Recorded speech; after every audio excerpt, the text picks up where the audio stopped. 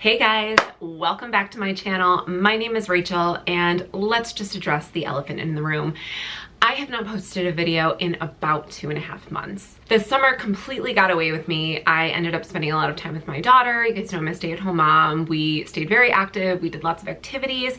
And really, I just put filming kind of on the back burner, which means no content got made. But we are back. We are getting back into it, especially as we go into fall and my daughter's going back to school. So we are recommitting to making videos on the regular, and we're gonna start with this one. Although my posting videos slowed down, my reading really didn't. I kept up a good pace, and in the last 10 weeks, I have been able to read about 10 books. So a little less than maybe what a goal would be, but still pretty darn good. So today what we're gonna do is just go through the books that I've read, and I'll let you know what I thought. I'm not going to go into depth about all 10 books that I read because that would be tedious and annoying, but I did choose 4 to kind of highlight and go into a little more depth. But I will start by telling you the 6 other books that I read in this past few months and what I rated them. So let's jump right in. Keep in mind, these are in no particular order, just the order that I ended up writing them down. And our ratings are kind of all over the place for these 10 books. So here we go. I read The Doomsday Mother by John Glatt. This is the true crime story of Lori Vallow and Chad Daybell and all the shenanigans that they got into. Shenanigans is way too light of a word for this. This is a really terrible story. They actually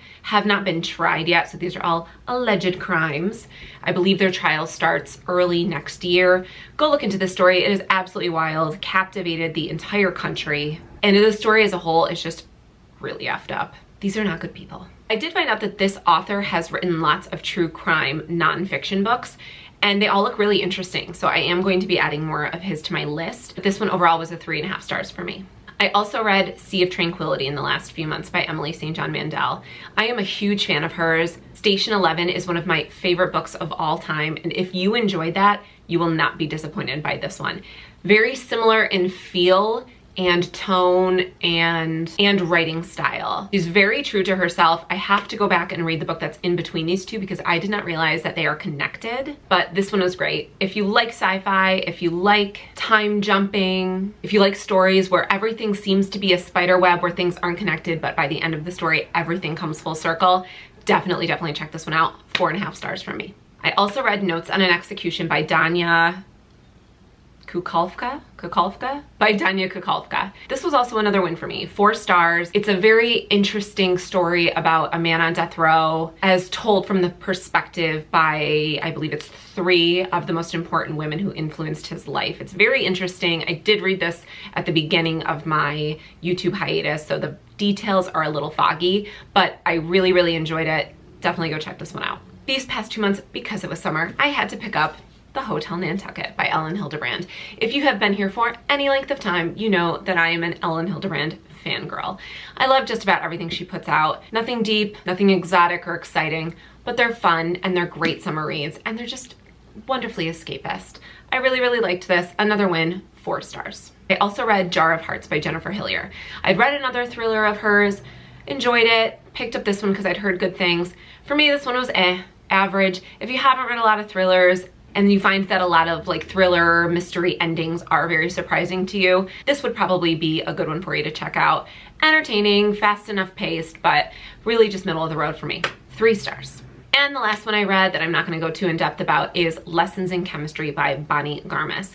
This book is really awesome. I really wanted to go and do an in-depth review of this, but like Notes on an Execution, I read it probably about 2 months ago and I have lost some of the detailing on it, and I don't think I would be able to really give the best review for this one. I'm sure there are a ton of really great reviews out there. This book has been getting a ton of buzz. It's really beautiful. Go check this one out. 100%. This was a 4 star for me. Absolutely go check it out. It's an awesome book. Great story. Just go pick it up. Okay, so the first book I wanted to talk a little bit more in-depthly about that I read during this hiatus is One of Us is Dead by Geneva Rose. This follows a group of women that live in a really wealthy suburb called Buckhead. It's somewhere in Atlanta. You know from the get-go that obviously one of these friends is dead. But what happens is we essentially rewind 5 weeks from the date of the crime, I guess we'll call it, and move forward from there, living the events of what led up to this character dying. We do get a few chapters here and there interspersed of a current time interrogation of one of the characters. So we're kind of seeing things from a little bit from current day, mostly from the 5 weeks leading up to the event. Overall, this book is really entertaining, but the characters were so damaging and so vapid and really, really terrible that it got old really quickly. If you're a fan of Real Housewives or Selling Sunset, this is the book for you. In fact, the main mean girl, her name is Olivia, I would be shocked if the author didn't 100% model her after Christine Quinn. That's all I could picture when I was reading this.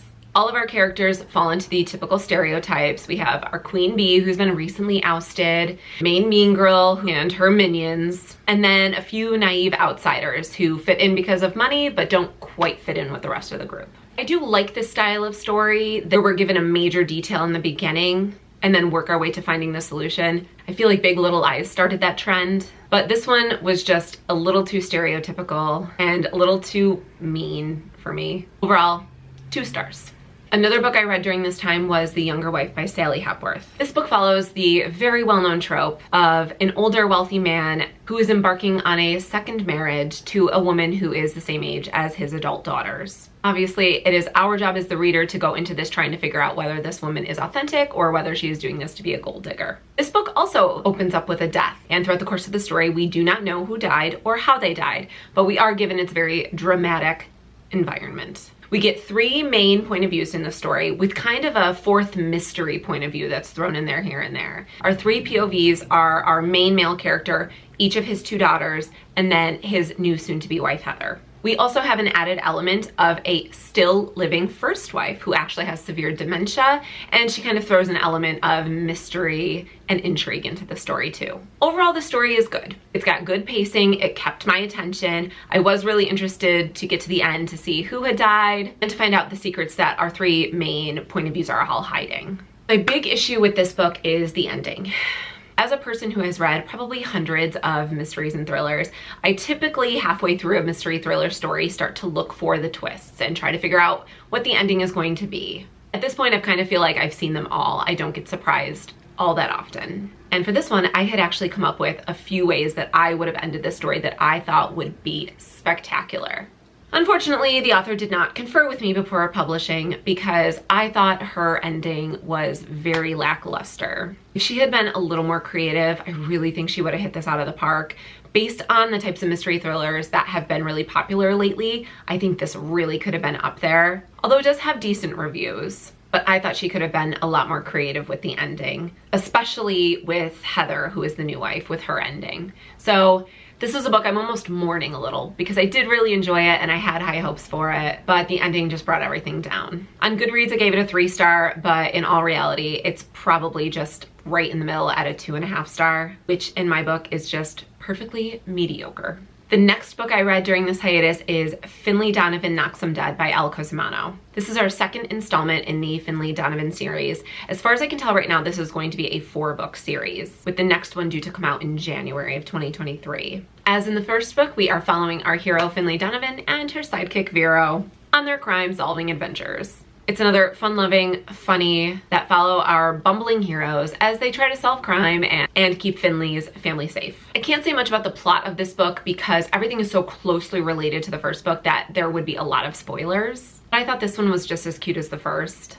I do worry a little bit that we are going to get a little sick of this like bumbling hero trope, but I haven't as of yet. So I'm definitely gonna keep going and I really look forward to the next one. I've said this before, but if you are a fan of Dead to Me, this is definitely a series to check out. It also reminds me a lot of the Stephanie Plum novels by Janet Ivanovich, except I think she took that way too far. I think they're on their 30th Stephanie Plum novel. I think this will be a perfect series if it does stop around 4 or 5 books because the characters are still really endearing. Either way, this is a 4-star for me and I am really looking forward to the next one.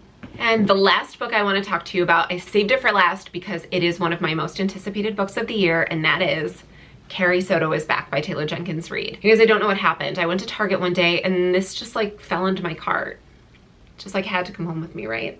That's what we're telling my husband anyway. In this book, we're following Carrie Soto, who is a very minor character in Malibu Rising, but she does make an impact. In this book, we are following her life and her career as a professional tennis player. She has this meteoric rise, brilliant career, and then retires. And then we pick back up 5 years after her retirement as she is unretiring to reclaim her title. Here's where things get dicey. I am having trouble rating this book. On my Goodreads, it is still unrated, and this is why. It's very formulaic.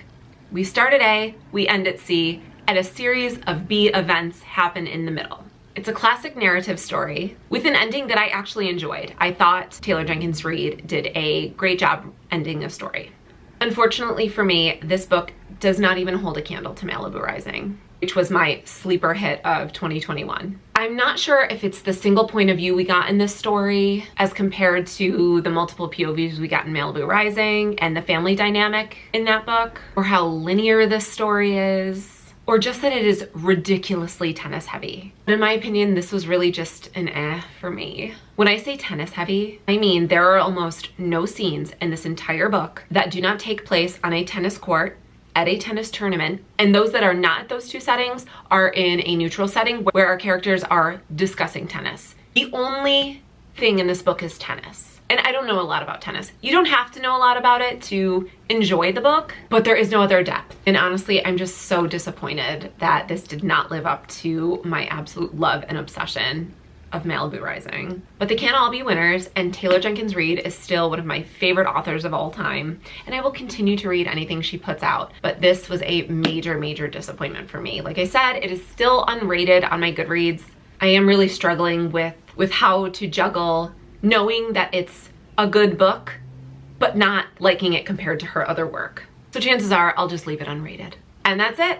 All 10 books that I have read during my 2.5-month hiatus this summer. I am just so grateful that I was able to keep up with reading and didn't fall into a reading slump, because that is the worst. Thank you guys for checking this out. I am sorry for being absent. I hope you guys are still interested in tuning into Rachel's Bookmark, because we are ramping back up and I have a lot of really great content coming your way. As always, if you are interested, go follow me on Instagram. It's the same exact handle, and you get a little glimpse of my everyday life. Thank you guys for watching, and until next time, bye.